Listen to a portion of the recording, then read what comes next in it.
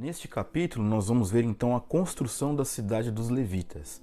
Tenho falado aqui em algumas reflexões que lá em Números, no capítulo 35, se tem o fundamento, o conceito e a riqueza de detalhes tanto da cidade de refúgio quanto da cidade dos levitas. E neste momento que o povo está lá já na terra prometida, nós estamos vendo então as construções dessas cidades, a organização disso, e não é diferente com o caso dos levitas. Mas o que é muito importante que você tenha em mente, que nesse caso especificamente dos levitas e também da cidade de refúgio, é que nós estamos falando de um chão de terra, um pedaço de terra muito grande. Pode ser que talvez da forma que nós falamos da Terra Prometida você pense que é um condomínio com 12 casas ou com 12 apartamentos, está tudo certo. Não. Nós estamos falando de um pedaço de dimensão tão grande que hoje, nos dias de hoje, constitui com o Estado de Israel, Cisjordânia, sul do Líbano, ou seja, é um pedaço de terra realmente muito grande. E você vê nesse capítulo que conforme se retrata a divisão dos filhos dos levitas, em que momento, em que lugar que você vai para a terra, que há um cuidado muito grande e de forma muito estratégica de que os levitas sempre estejam ao redor de todas as tribos.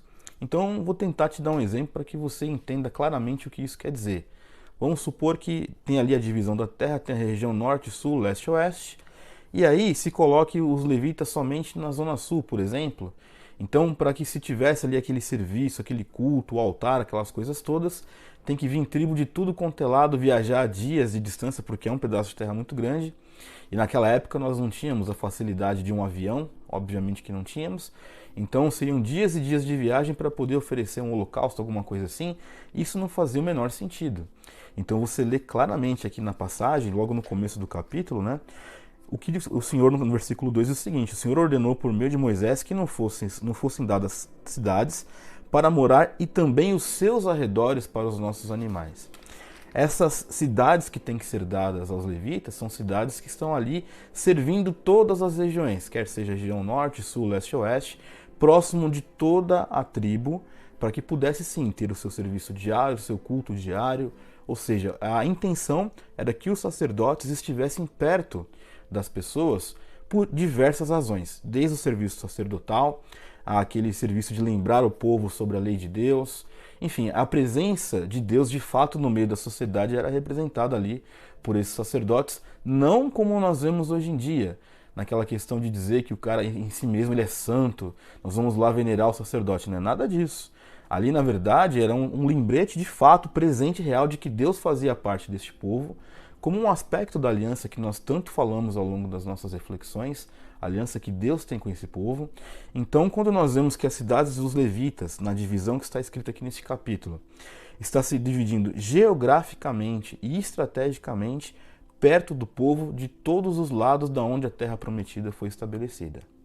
Ou seja, nenhum daqueles que possuíram a terra ficou desamparado no sentido de ter algum lugar para servir, um altar, aquelas coisas todas.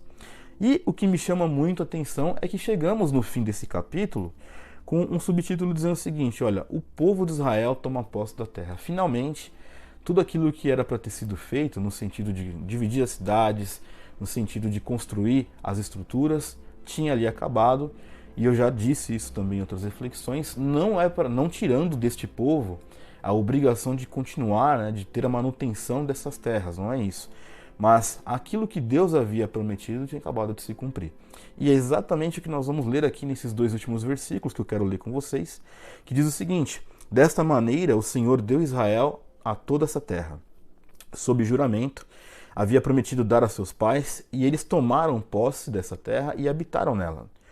O Senhor lhes deu repouso ao redor, segundo tudo que havia jurado aos seus pais. Nenhum de todos os seus inimigos resistiu diante deles. E todos eles o Senhor entregou nas mãos dos filhos de Israel. Nenhuma promessa falhou de todas as boas palavras que o Senhor havia falado à casa de Israel. Tudo se cumpriu. Tudo quer dizer tudo. Tudo se cumpriu. Tudo aquilo que Deus então prometeu a este povo de Israel, desde a escravidão do Egito até esta data, foi cumprido. Isso é uma prova muito clara que nós não devemos viver com Deus no sentido de não, vamos buscar as maravilhosas promessas ou promessas que são inventadas por muitos, dizendo que você vai ser rico, milionário, que você nunca vai ter problema na vida, que não são essas as promessas. A questão aqui é que Deus prometeu tirar aquele povo da escravidão.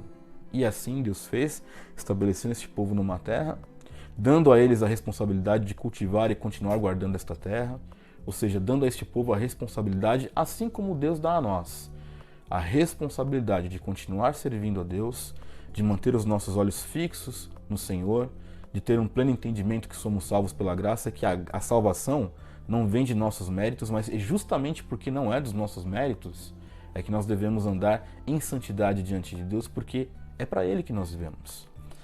Minimamente, se você olhar aqui para um contexto um pouco mais frio, entre aspas, é diante dele que este povo vivia, assim como nós hoje.